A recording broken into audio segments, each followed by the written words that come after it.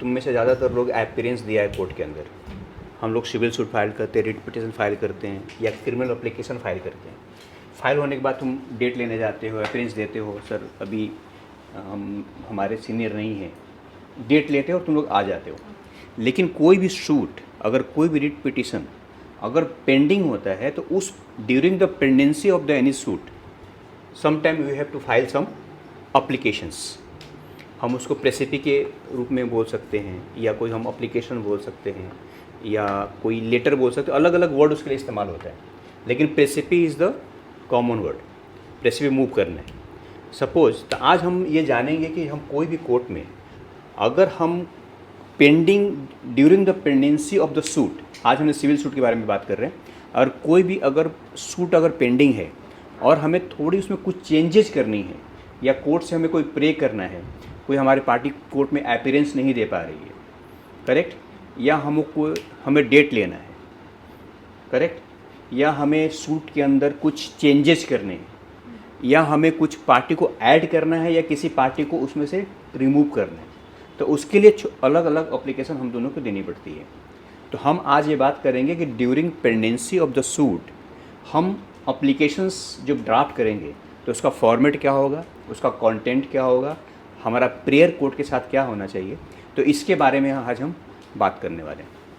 तो तुम देख लो, तो सबसे पहले सबसे पहले तो हम कोर्ट का नाम लिखेंगे। सबसे पहले तुम्हारा आएगा कोर्ट का नाम, before honourable court, metropolitan magistrate, city civil court या session court, honourable high court, जो भी है। तो सबसे पहले हमारा कोर्ट का नाम आएगा, फिर कोच का टाइटल आएगा, सूट नंबर आएगा, टाइटल ऑफ द एप्लीकेशंस कि why you are giving the applications, फिर प्रोविजन ऑफ द लॉ, अगर तुमको कोई प्रोविजन मालूम है कि कौन से प्रोविजंस में तुम एप्लीकेशन लगा रहे हो, then you can also mention the provisions. Facts, उसके बाद तुमको फैक्ट्स लिखना है, like matter is pending before this honourable court. फिर ग्राउंड्स तुमको देना है कि तुमको एप्लीकेशन तुमने क्यों लगाया, why you have going for the any applications. Prayer, उसको तुम कोर्ट से क्या चाहते हो, तुमको कोर्ट क्या ऑर्डर दे, तो उसके लिए तुम प्रेयर है तो बिल्कुल क्लियर कट होना चाहिए, काइंडली ग्रांट, काइंडली अलाउ, तो प्रेयर होता है। उसके बाद तुम्हारा नीचे सिग्नेचर और तुम्हारा वेरिफिकेशंस। और कई बार कोर्ट क्या बोलते हैं कि नहीं आप एफिडेविट भी दो, it is not required, but court बोल सकती है कि you have to give the affidavit suppose. और लास्ट में हमारा एनेक्सेस है, तो हम पहले दें court name, cause title, title और application, provision of law, facts, ground, prayer, signature, verification, affidavit and annexes. Suppose तुमने कोर्ट में गए और तुम्हारी हेयरिंग्स है, कोई क्रिमिनल्स मैटर्स है, तो क्रिमिनल मैटर्स में जो एक्यूज है उसकी अपीयरेंस मैंडेटरी होती है, लेकिन एक्यूज आया नहीं है और you need injunction from the court कि हमारा जो एक्यूज आ नहीं पाया है, देन कोर्ट बोलेगी, तुम बोलोगे नहीं कि वो अभी तो बीमार है इसलिए नहीं आ पा रहे, then you have to submit the medical certificate with the application. So that is why he is asking for the annexes, means you are filing the application with the medical certificate, correct? और कई बार होता है कि बहुत से offenders होते हैं जो बार बार कोर्ट में अपीयर ही नहीं हो रहे, तो कोर्ट तुमसे डिमांड कर सकती है कि नो सबमिट योर एफिडेविट कि you will follow the rules, you will obey the orders, you will appear before the court all the times, right? अगर एफिडेविट अगर वायलेशन होता है तो कोर्ट उसके खिलाफ एक्शंस ले सकती है, करेक्ट? अब हमें जानेंगे कि कितने टाइप्स के एप्लीकेशन दे सकते हैं। बहुत सारे टाइप्स हैं, लेकिन हम आज 10 या 12 टाइप्स है एप्लीकेशन, हम उसकी बात करेंगे, ठीक है? अंकित जरा वो फर्स्ट स्लाइड लगाना, फर्स्ट, ठीक है? तो ये हम देखेंगे एडजर्नमेंट एप्लीकेशन। तो now what is the adjournments, पहले तुमको ये जानने की जरूरत है। तो adjournment is an application requesting the court to postpone the hearing to another date. Suppose there is a hearing before the court, but your client did not come or you are not ready for the argument, right? Or you need some documents for the arguments, or for any reasons you do not want to any argument before the court or any submission before the court, then you can submit a adjournment application before the court कि kindly provide me a date for the next date, that this is the adjournment letters, correct. But कई बार क्या होता है, court 1 2 3 बार allow करती है, उसके बाद कई बार अलाउ भी नहीं करती है. जैसे तुम लोग हाई कोर्ट जाते हो, हाई कोर्ट में तो कई बार देखा होगा, अगर आर्गूमेंट कंप्लीट हो गया या 50-60% आर्गूमेंट हो जाता है तो कोर्ट एडजर्मेंट अलाउ नहीं करती है. तुमने ऑब्जर्व किया है कि नहीं, आज हमने इतना आर्गूमेंट सुन लिया है, then we will pass the order, you argue the matter. ऐसे कितनी बार होता है हाई कोर्ट में? तो 1 या 2 बार एडजर्मेंट ले सकते हैं, और उसके बाद अगर तुम ज़्यादा एडजर्मेंट लोगे तो कोर्ट उसको डिनाई कर सकती है कि नहीं, हम एडजर्मेंट नहीं कर रहे, now we have to argue the matter today only, correct. तो दिस इज एडजर्मेंट. उसका पर्पस वही है, to obtain additional time due to genuine reasons. जैसे तुम लोग जाके बोलते हो कि हमारे सीनियर दूसरे कोर्ट में हैं, या हमारे सीनियर की तबीयत ख़राब है, या हमारे एक्यूज की तबीयत ख़राब है, या एक्यूज के फैमिली में किसी की डेथ हो गई है, या बारिश का इतना मौसम है कि ही कैन नॉट कम. ये सारे रीजन्स तुमको देनी है, करेक्ट. तो this a purpose. When to file, इसमें क्या है, एडवोकेट इंगेज इल्सवेयर, देखो सेम बोल रहे हैं, एडवोकेट इंगेज सेम बोल रहे, illness, witness absent, documents awaited, settlement talks. कई बार ऐसा भी होता है कि तुमने देखा हम लोग सिविल सूट में लोग जाते हैं तो हम लोग ऐसा बोलते हैं, सर अभी मेडिसिन का हमारा काम चालू है तो हमको एक डेट दे दो. तो ये भी रीज़न हो सकता है. तो कोर्ट उसको कंसिडरेशन में लेती है कि ठीक है इनका मेडिसिन चालू है, की भी डेट. तो जस्ट इस विद द जस्टिफिकेशन होना चाहिए कि तुमको क्यों चाहिए, ये कोर्ट के सामने हमको देना होता है.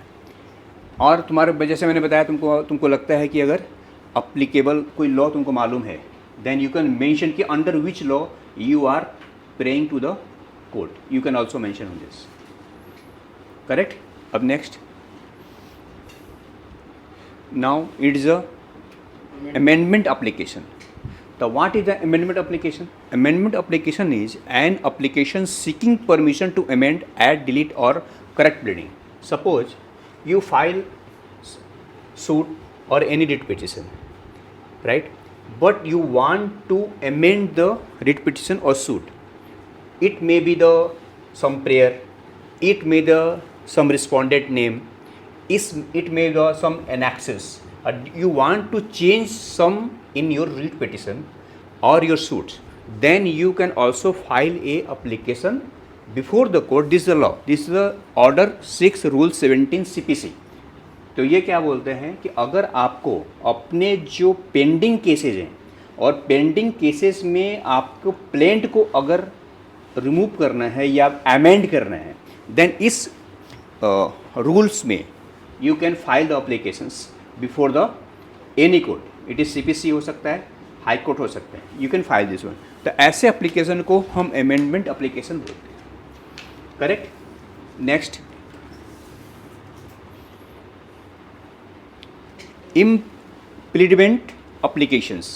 तो ये क्या है, इसमें मान लो कि मैंने अभी क्या बताया कि अगर तुमने कोई सूट फाइल किया और तुमको लगता है कि नहीं इसके अंदर किसी और पार्टी का होना ज़रूरी है, then you can pray to the court कि this is a necessary party, तो kindly allow to change my application to add the name of the necessary party.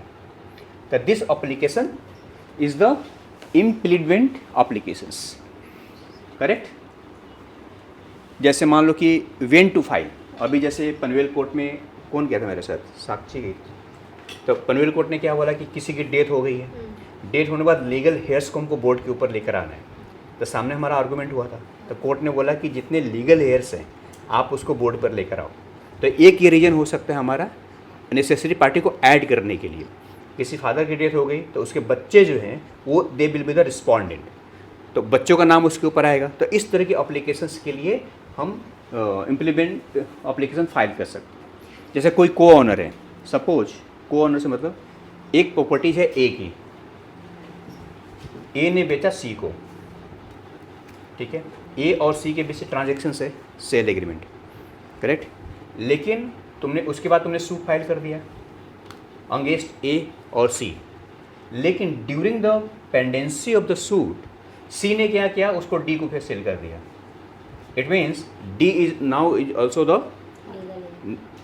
Also in the mandatory party in this. Then you can file again applications to add the party in this pending application because he has sold the properties during the pendency of the suit. So we can also file this. Next, these are temporary injunctions. Suppose जैसे आज हम लोग ये गए थे Dindoshi court में, किसी ने सूट फाइल किया, summon file the suit like Oshiwara link Plaza versus Mohan Shetty, लेकिन सूट को डिसाइड होने it will take time, correct.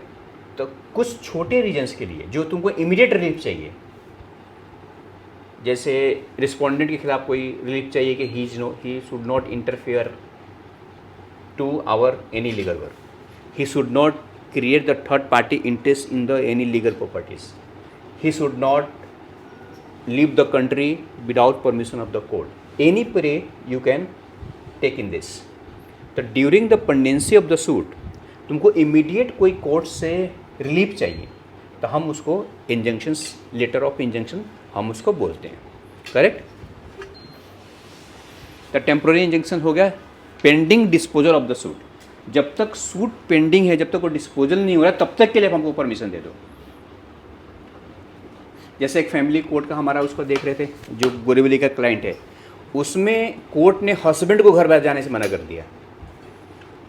उसकी बीवी ने क्या एप्लीकेशन लगाया, हमारा कोर्ट यहाँ पेंडिंग है, सूट पेंडिंग है फैमिली कोर्ट में, और मेरा हस्बैंड मुझे बहुत परेशान करता है, दारू पी के आता है, तो उसको रिस्ट्रेन किया जाए कि वो मेरे घर पे ही नहीं है, जबकि मालिक उसका हस्बैंड है। उसके बावजूद भी फैमिली कोर्ट ने क्या ऑर्डर दिया, husband can not go to the home.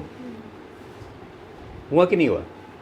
तो इसका मीनिंग ये है टेम्प्रोरी इंजंक्शन में तुम मतलब टेम्प्रोरी इंजंक्शन मांगा कि my husband should not come to the home during the pendency of the my family application, right. जैसे हम लोग लास्ट में हाई कोर्ट गए थे, तो हाई कोर्ट में भी एक आर्गूमेंट चल रहा था, कोर्ट नंबर 25A में सायरा केस की बात कर रहा हूँ मैं, सायरा केस में ही ये फैमिली कोर्ट ने ये रिस्ट्रेन किया हुआ है, करेक्ट, जिसमें उसका डिस्प्यूट चल रहा है कि अभी वो रीडेवलपमेंट में बिल्डिंग जा रही है तो किसको फ्लैट मिलेगा। हम उस पर नहीं जा रहे, हम फिलहाल आ रहे हैं टेम्पोररी इंजेक्शंस के ऊपर, ठीक है। हम किसके लिए जा सकते हैं, जैसे स्टॉप डिमोलिशन। सपोज कोई माड़ा की प्रॉपर्टीज है और MHADA given the notice to you for the demolition of your building, then you approach to the competent authority, that who is the competent authority against the MADA is the High Court. You approach to the High Court कि MADA has given the notice for the demolition of the my house, okay, so I am filing the suit but it will take time, 1 year 2 year it may take me, then unless and until suit is decided, so kindly give me the temporary injunction कि MADA should not demolish my house. So for this reason you can also give the temporary injunction application before the court, like this. Restraint sale में जैसे suppose कि case करो, जैसे वो क्या नाम हो जिसको एप्लीकेशन देने वाले हो, लड़की का जिसका फ्लैट का पैसा लिया ना, लेटर हम लोग भेजने वाले हैं,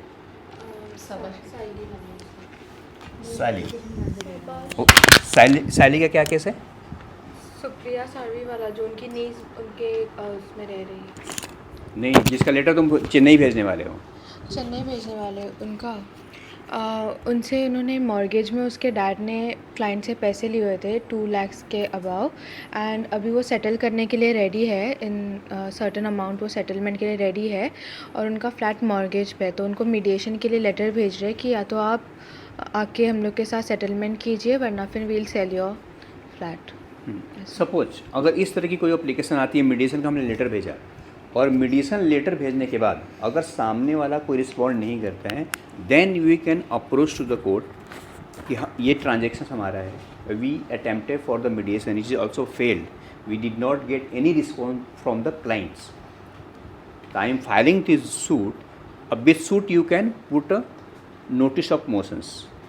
So what is notice of motion?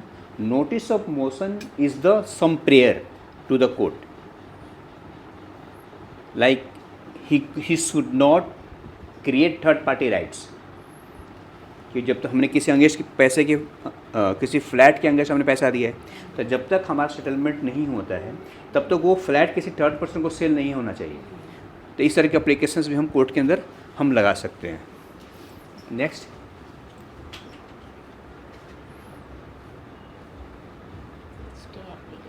Stay application. The stay application is an application seeking suspension of an order, decree और proceeding. What the stay order? Suppose किसी लोअर अथॉरिटी ने कोई ऑर्डर पास किया, करेक्ट, किसी lower authority ने कोई order pass किया, I you want the stay against the order, तो then you can file the stay application before the higher authority. In case of, अगर हम क्वासी जुडिशियल की बात करते हैं, अगर हम बात करते हैं डिप्टी रजिस्ट्रार की, अगर deputy registrar is the first step, अगर डिप्टी रजिस्ट्रार ने कोई ऑर्डर पास किया तो उस ऑर्डर्स को हम स्टे के लिए, रिवीजन के लिए या अपील के लिए हम नेक्स्ट अथॉरिटी के पास जा सकते हैं। कौन से अथॉरिटी के पास जाएंगे हम लोग? Yes, DJR, joint registrar, right. तो what is the difference between the joint registrar and DJR? Because before 2022 there was no post of the joint registrar, there was a post of the DJR, divisional joint registrar, right. तो Mahvish is right and Vedangi is also right. तो पहले हम उसको बोलते थे कि deputy registrar ने कोई भी ऑर्डर पास किया तो उसकी जो इमीडिएट हायर अथॉरिटी है वो तुम्हारा DJR है, डिविजनल जॉइंट रजिस्ट्रार।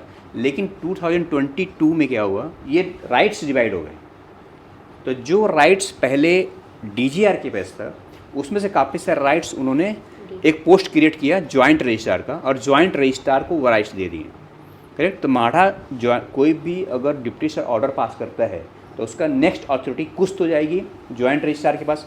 तो हमको ये चेक करना पड़ेगा। सपोज एक ऑर्डर पास हुआ MCS एक्ट में, तो MCS एक्ट में जो डिप्टी रजिस्ट्रार के पास जो ऑर्डर पास हुआ, कौन से सेक्शन में पास हुआ? तो कुछ सेक्शंस में राइट्स है जॉइंट रजिस्ट्रार को सुनने का, कुछ सेक्शंस में राइट्स है DJR को सुनने का। जैसे मेंबरशिप एप्लीकेशन कौन सुनेगा, रिकवरी की कौन सुनेगा, मेंबर एक्सपेल हो गया तो कौन सुनेगा, डिसक्वालिफिकेशन हो गई तो कौन सुनेगा। तो उसके लिए हमको जब केस फाइल करेंगे then we have to check कि कौन सा सेक्शन का राइट्स के पास है, करेक्ट। जैसे ज़्यादातर डिप्टी रजिस्ट्रार के जो ऑर्डर्स हैं वो जाएंगे जॉइंट के पास, लेकिन अगर सोसाइटी में कोई ऑफेंस होता है अंडर सेक्शन 146, देन 146 में हेयरिंग लेने का राइट्स डिप्टी रजिस्ट्रार के पास नहीं है। Then it means you have to file the complaint under 146 before the joint और the DJR directly, not to the deputy registrar, right. और इसी में ऐसा भी है section 91 of the MCS act, बहुत से ऐसे वायलेशंस हैं या बहुत से ऐसे कंप्लेंट्स हैं you can not file before the deputy registrar. Suppose you cannot file a complaint before the deputy registrar for any election dispute. If the any dispute between the society and you are not agree with the election procedure, then you cannot file the complaint before the deputy registrar. Then which is the right authority? No. DGR. No. Cooperative court. लेते समय बोलते ध्यान रखो। तो which is the right authority to file the complaint for the elections? Cooperative court. Cooperative court, right? So then when any complaint comes to you, then you have to research कि ये complaint कहाँ पे जाएगा। तो तुम you can save your time। ये तो पता चला तुमने वहाँ पहले डिप्टी रजिस्ट्रार को फाइल किया, 4 महीने उधर निकल गए, no you are not the right authority, go to the right court. जैसे हाई कोर्ट में भी हमारे साथ 2-3 बार ऐसा हो गया, हमने हाई कोर्ट में फाइल किया, हाई कोर्ट बोर्ड पे मैटर आता है, बोलता है we are not authorized, go to the proper bench. Again 2-3 months गया। तो इसके लिए before filing of the writ petition, before filing any complaint is the duty of the advocates to find out in which section which board our matter should be list. This is advocate duty, correct. ठीक है। Stay application हम किसी भी लगा, stay recovery, stay demolition, stay execution, हम किसी भी चीज़ से हम उसको एप्लीकेशन लगा सकते हैं। Next, discovery applications, N application seeking disclosure of relevant document by the opposite party. Suppose एक केस हमारे पास आया था रजिया का। उस केस में क्या था, उसने क्या बोला कि I am the legal heir of the flat, but she could not produce any documents which prove she is the legal heirs. Then opposite party society ने क्या केस में फाइल किया कि पहले आप इनको बोलो अपनी ऑनरशिप प्रूव करें, देन इसका लोकस क्रिएट होगा, then we can file our reply. Correct. तो यही सेम केस क्या बोल रहा है, अब an application seeking disclosure of the relevant document. अगर हम बोलते हैं you are the owner, then in duty है कि हमारे हमको आप डॉक्यूमेंट दो। अगर आप नहीं देते हो then you can submit application to the court कि इनको ऑर्डर दिया जाए ये डॉक्यूमेंट प्रोड्यूस करें ऑनरशिप का, और जब तक वो डॉक्यूमेंट नहीं देते हैं तब तक इनकी कोई हेयरिंग नहीं होनी चाहिए, कोई ऑर्डर पास नहीं हो जाए। First they must produce the document. तो इस तरह की भी हम एप्लीकेशन हम लगा सकते हैं। नेक्स्ट, तो इसी तरह के काफ़ी सारे हैं इंस्पेक्शन एप्लीकेशंस। इंस्पेक्शन एप्लीकेशंस का मतलब an application seeking permission to inspect document of property. अब एक मर्डर केस का जो यहाँ चल रहा है अपना थाने कोर्ट में, तो थाने कोर्ट में हम लोगों ने अप्लाई किया था, किसने अप्लाई किया था, महेश ने किया था। वहाँ से हम लोगों ने सर्टिफाई कॉपी निकाली थी, लेकिन सर्टिफाई कॉपी के अंदर जो क्राइम सीन था या जो विक्टिम था उसकी जो फोटोग्राफ हमारे पास आए वो ब्लैक एंड वाइट आया हमारे पास। तो ब्लैक एंड वाइट आने की वजह से we can not go for the any forensic, हम उसको फॉरेंसिक अच्छे समझ नहीं सकते। ब्लड मार्क किधर है, वुंड मार्क किधर है, we can not identify properly. Then हमने कोर्ट को, फिर हम लोग गए रजिस्ट्रार के पास, जुडिशियल रजिस्ट्रार जो होता है, कि हमको इसकी कलर फोटोग्राफ चाहिए, हमको फाइल आप दिखाओ, हम बताते हैं हमको कौन कौन से फ़ोटो चाहिए, उसकी हमको कलर फोटोग्राफ आप दो। तो उसने क्या बोला कि it is not our right, you mention on the board if court allows, if जज ऑनरेबल जज allow then we can give the colour photographs. उसके बाद हम लोगों ने फिर एक एप्लीकेशन लगाया जज सर को कि हमें इसके कलर फोटोग्राफ देनी चाहिए और हमें फाइल का इंस्पेक्शन करना है, राइट। अगर कोर्ट अलाउ करते हैं colour photograph then you can take the colour photographs, correct. तो इस तरह की एप्लीकेशंस भी हम कोर्ट में लगा सकते हैं, इंस्पेक्शंस ऑफ द एप्लीकेशन और any documents we need from the court, then we can file a application before the court. Clear. उसके बाद review applications. What is the review application? I am asking anyone, जो लेगा mike लो। What is the review application?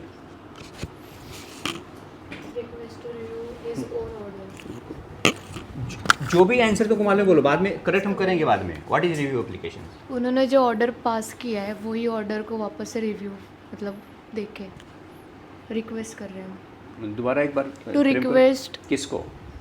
Bench to review his own order जो pass किया हुआ है पहले। उन्होंने, हाँ, जो ऑर्डर उन्होंने पास किया है उस ऑर्डर को दोबारा से रिव्यू करे, चेक करे in short. Okay, anyone? Correct, Sakshi is 100% right. What is review applications?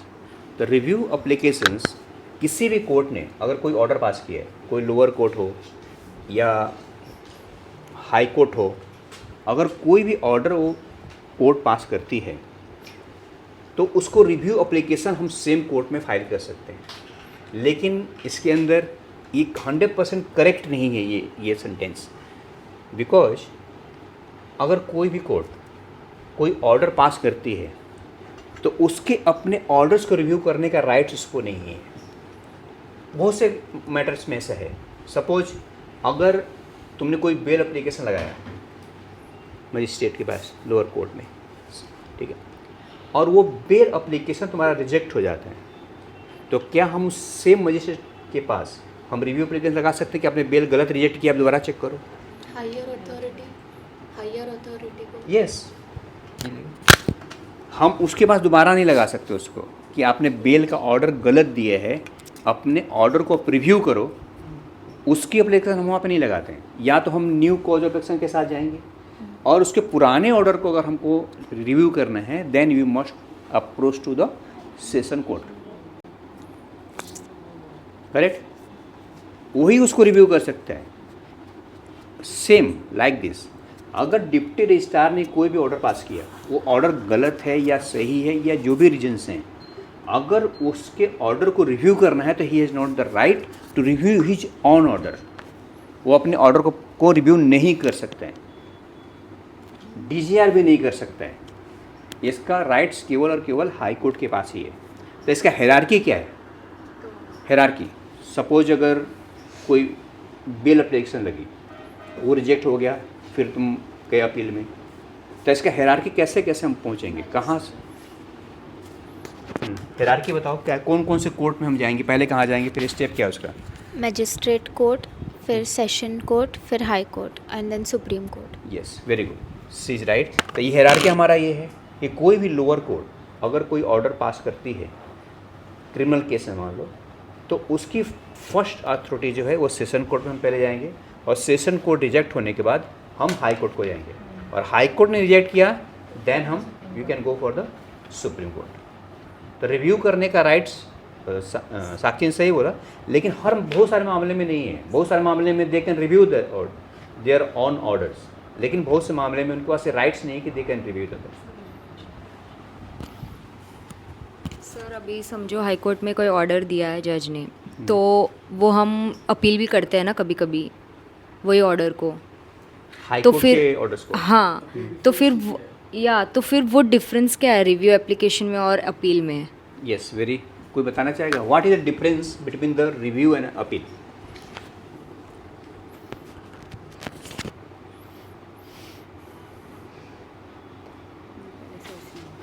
Yes, try करो कोई, what is the difference between the review and appeal? ये दे दो, तुम लोग ऐसे पास ऑन करो। हाँ बोलो।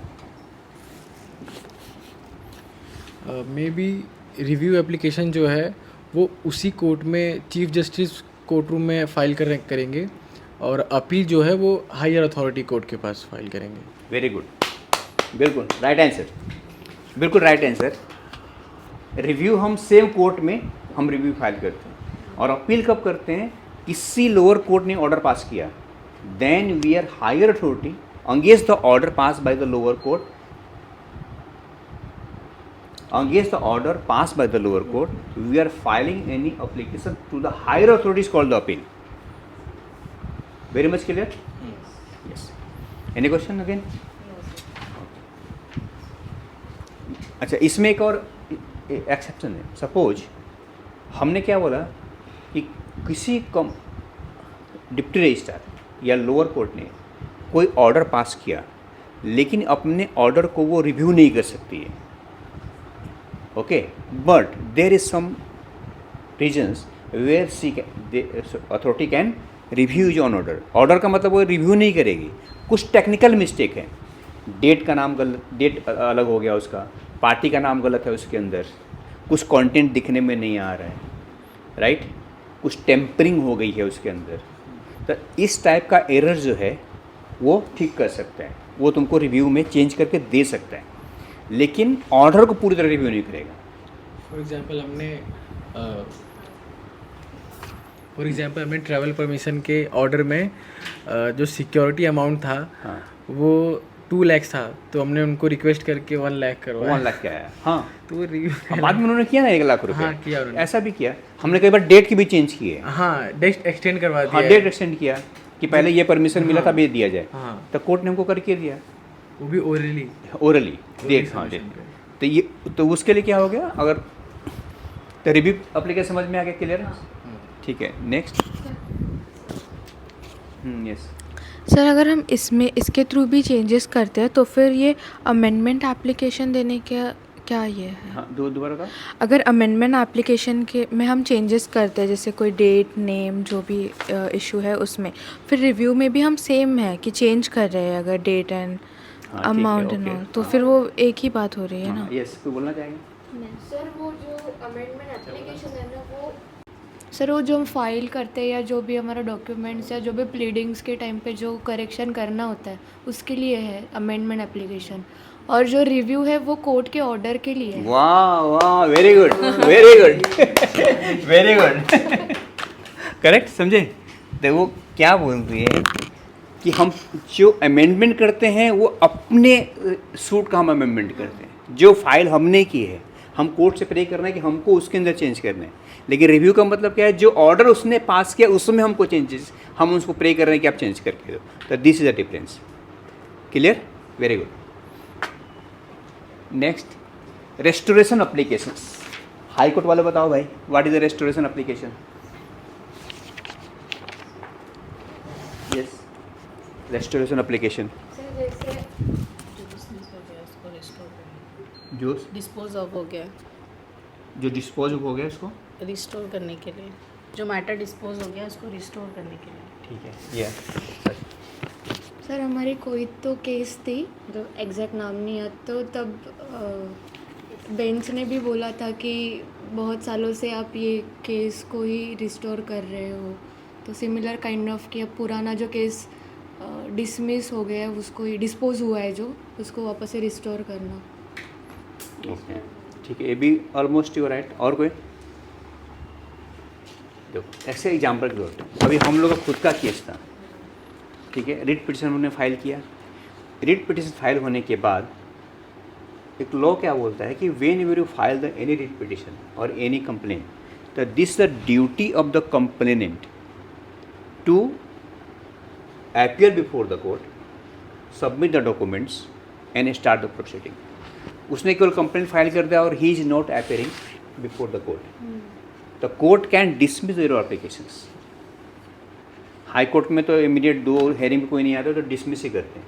सपोज अभी हम लोग का खुद का एक केस, तो I could not appear before the court, the court ने क्यों कैंसिल किया? For the want of the prosecutions, direct it is rejected. Then again हमने क्या किया, फिर हम दूसरे डेट पे हमने एक अप्लीकेशन लगाया कि due to the some reason we could not appear before the honourable court and our writ petition was rejected by this honourable court, तो kindly restore the my writ petition, तो that is also the restoration applications. Then court has power to restore our writ petitions. तो dispose हो गया उसको restore नहीं कर नहीं, dispose का तो हो गया, तो फाइनली हो गया। सकते, उसी में अगर हमको करना है। रीस्टोर का मतलब होता है कोई चीज़ तुम्हारा कोर्ट ने रिजेक्ट कर दिया है। डिस्पोज में कोर्ट रिजेक्ट नहीं करती है, डिस्पोज में कोर्ट कोई ना कोई ऑर्डर पास करती है। जिस प्रे के लिए तुम कोर्ट के पास अप्रोच किया है और कोर्ट ने वो ऑर्डर पास कर दिया है डिस्पोज ऑफ, लेकिन कोई डिसमिस वाले को रिस्टोर कर सकते हैं। हाँ, डिसमिस मतलब किसी कारण से रिजेक्ट कर दिया, भाई you are not appearing, your plaint is rejected, it is not going the merit because you are not appearing, that is why it is rejected. तो then you can file a application for the registration of the your suit, your writ petitions. Correct? Withdrawal application. What is the withdrawal application?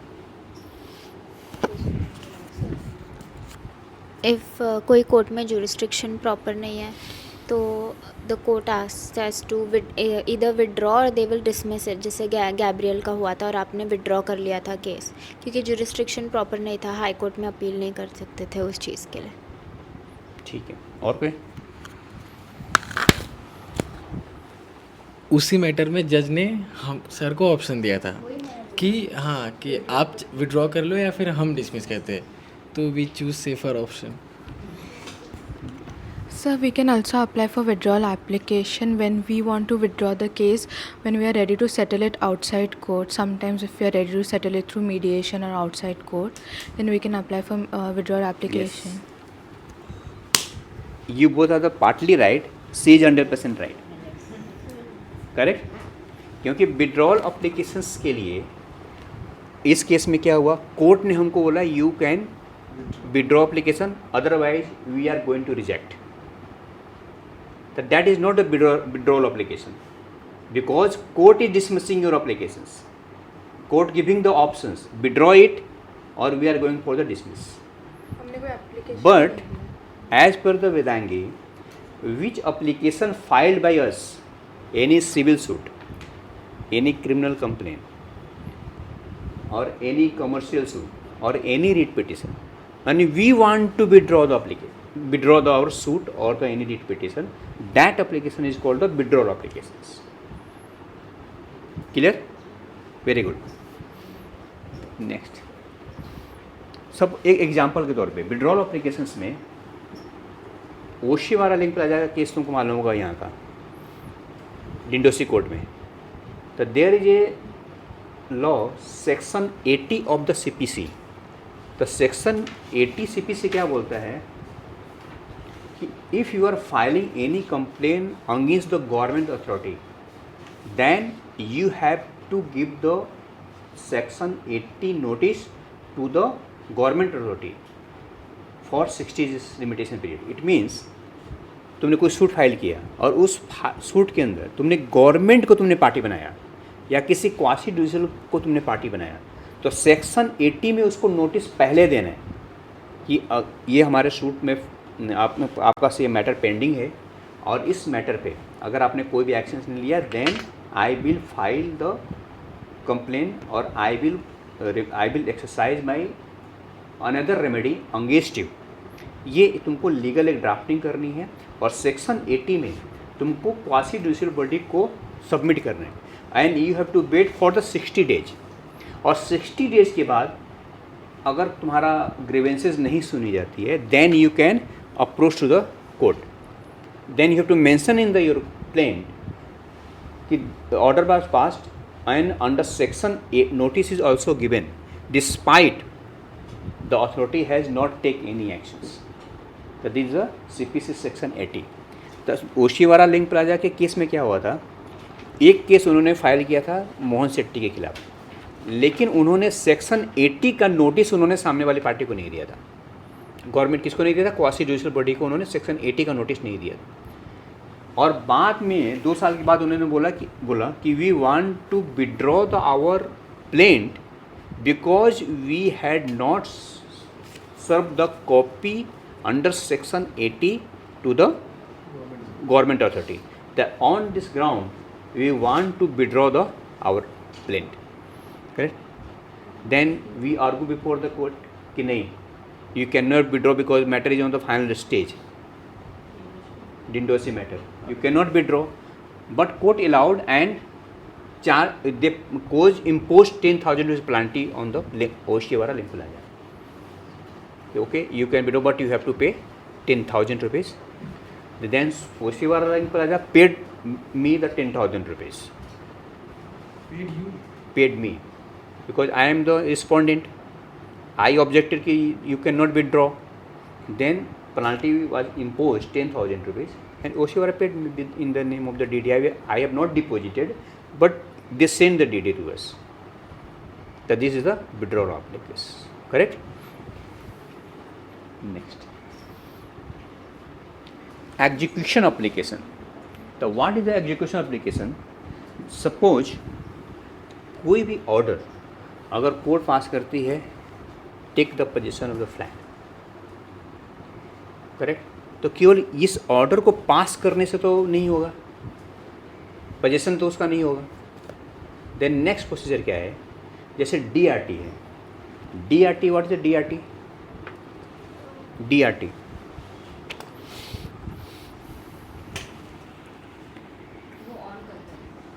On नहीं on ही है वो. Date recovery tribunal. हाँ right. तो date recovery tribunal ने अब कोई order pass किया for the attachment of the property, तो कोर्ट तो खुद जाके अटैचमेंट नहीं करेगी ना. he will appoint some officer to take the possession of the property. Correct. तो ये वही बोल रहा है. वो क्या बोल रहा है कि जैसे अगर कोर्ट ने कोई ऑर्डर पास किया है लेकिन उसका इम्प्लीमेंटेशन हुआ नहीं है, एग्जीक्यूशन नहीं हुआ उस ऑर्डर का, तो then you can file a application before the court. This honorable court has passed the degree against the sue person, but possession is not given till date. So kindly pass a execution order to take the possession of the property. This. So our current case that's going on with the building permission cell in MHADA regarding the clearance of Neel Gagan Society. Now High Court has passed the order, so this is like kind of an execution application that we will be execution of that any decree.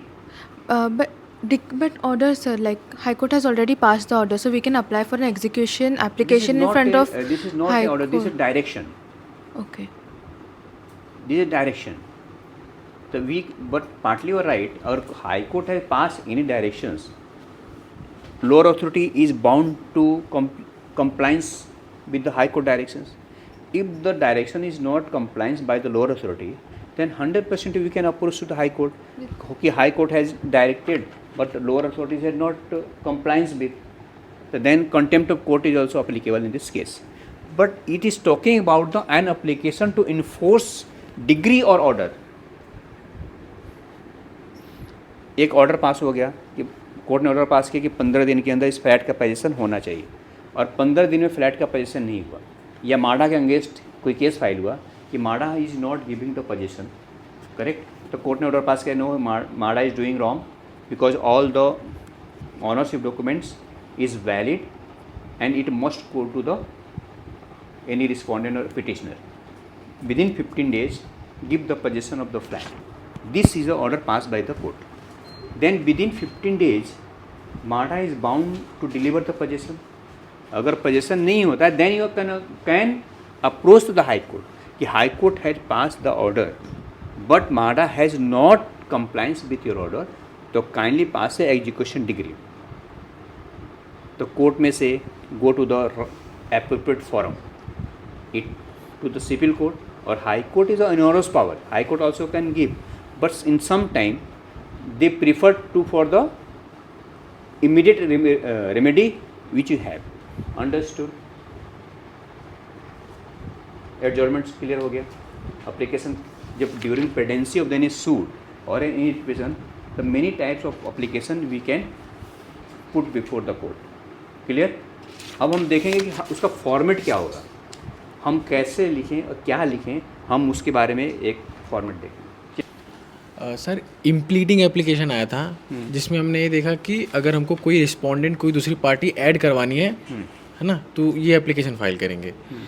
तो मैंने Dindoshi court के एक matter में देखा था, आपने notice of motion file किया था एक और पार्टी को ऐड करने के लिए उसमें. हाँ, एक हमने किया था क्योंकि बिल्डर को हमने ऐड करने के लिए बोला था. तो उसका प्रोसीजर क्या है, हाँ, कि अगर कोई भी, जैसे इंजंक्शन लेने की बात हो गई, लेकिन किसी पार्टी को अगर तुमको as a new respondent add करना है, तो डिंडोशी कोर्ट का प्रोसीजर है कि if you want to add any party, then instead of giving any application you have to give the notice of motion. अच्छा, मैंने केवल एप्लीकेशन देने से आपका एप्लीकेशन एक्सेप्ट नहीं होगी, तो उस प्रोसीजर्स के लिए you have to file notice of motion to add the party. तब देन कोर्ट विल अलाउ कि okay we are allowing for notice of motion, then party can be added, then you can send the notice to the opposite party. This is a part of the procedures of that particular court. particular court, any court. अगर इम्प्लीडिंग application दिए तो वो नहीं add It करते. is जैसे जो तुम बता रहे हो, हमारा क्या पहले सूट फाइल है, उसके अंदर हाँ, सूट फाइल है and we given the implement application to add the party. तो in the civil suit there is a procedure to file the notice of motion to add the some party. Okay. But in the high court, तो high court में तो कई बार orally भी वो लोग permission दे देते हैं. ओके.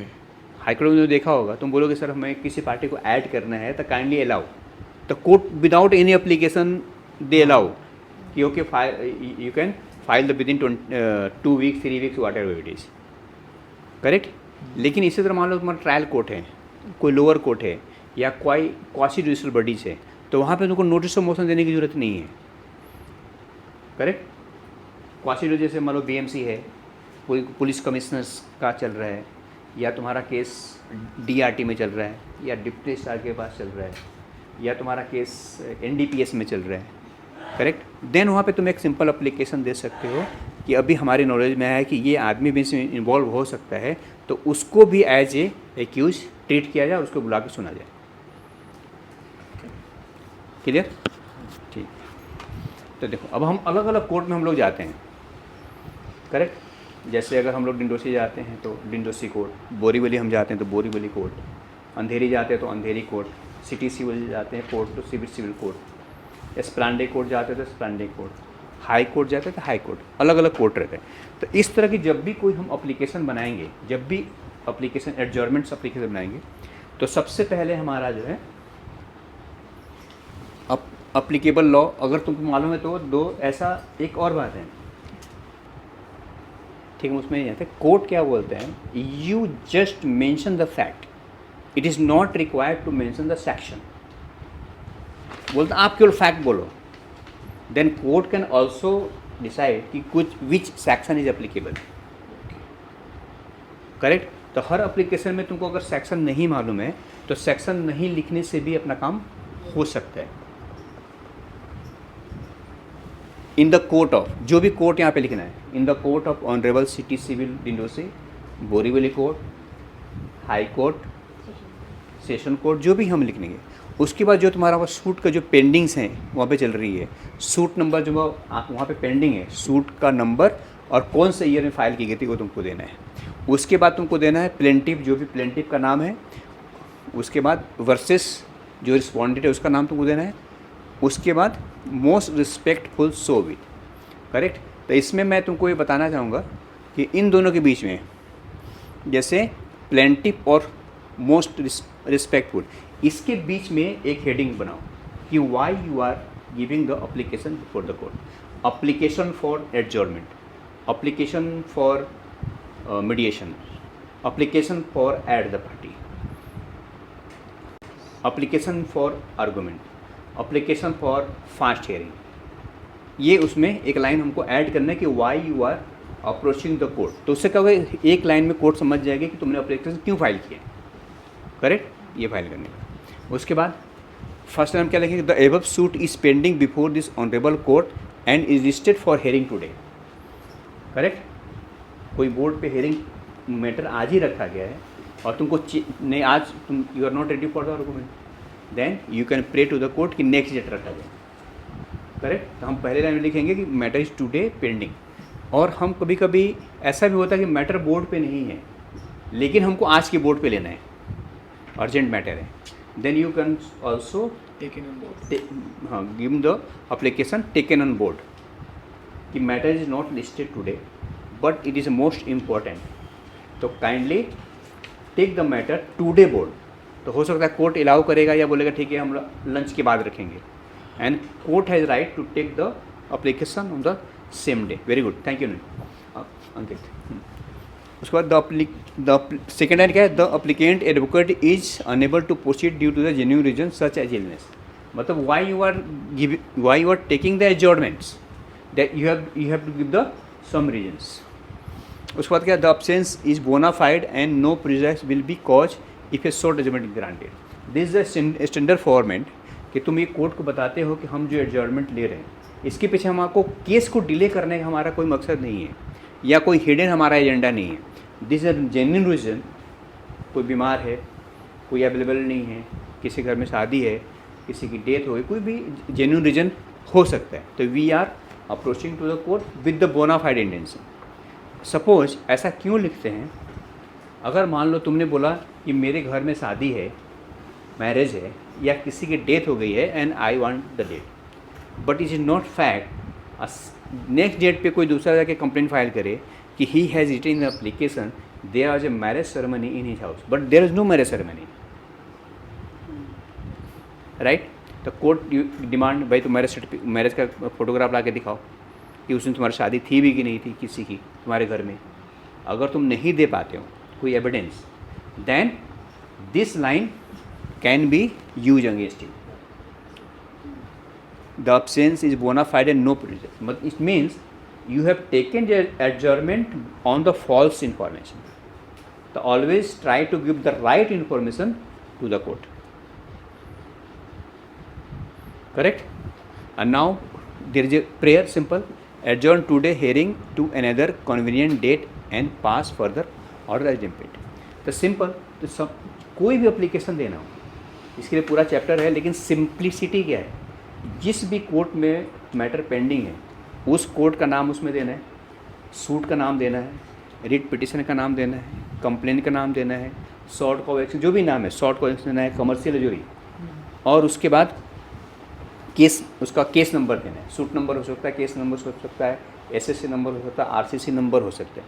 उसके बाद जिस कंप्लेंट ने फाइल किया है, कंप्लेनेंट का नाम वर्सेस रिस्पोंडेंट, और एक्यूज जो भी क्रिमिनल है तो एक्यूज डालेंगे, अगर सिविल है तो रिस्पोंडेंट या डिफेंडेंट डालेंगे। उसके बाद why you are filing application before the court, reason दो इसमें। Application for next date, application for adjournments, application to postpone the matters, application for fast hearing, जो भी देना है वो दो। उसके बाद लिखो this matter is pending this honourable court due to this reason, जो भी रीजन तुम देना चाहते हो, this reason I want the adjournment from the honourable court, this is my bona fide, this is no any motive to delay the matter. Last में prayer देना है कि काइंडली अलाउ माई अप्लीकेशन, ठीक है। तो this is the standard format. अगर एक बार standard format समझ में आ गया तो किसी भी कोर्ट में तुम कोई भी एप्लीकेशन तुम दे सकते हो। इसको कोई चाहे तो पूरा 5 दिन का लेक्चर ले लो, इसके ऊपर तो लोग पूरा ड्राफ्टिंग या प्रिंटिंग का पूरा पीजी कोर्स होता है, PG diploma course 6 month 1 year का, लेकिन पढ़ाते हुए ही हैं। उनको क्या टाइम किल करना रहता है। एक दिन उन्होंने हाई कोर्ट लिया था, पता था उस दिन का पूरा लेक्चर हाई कोर्ट में ही चला गया। उसके बाद सिविल सूट लिया था, पता था सिविल सूट में ही चला गया। लेकिन एक बार तूने बेसिक को समझ लिया, देन किसी भी कोर्ट में यू कैन अप्लाई, करेक्ट।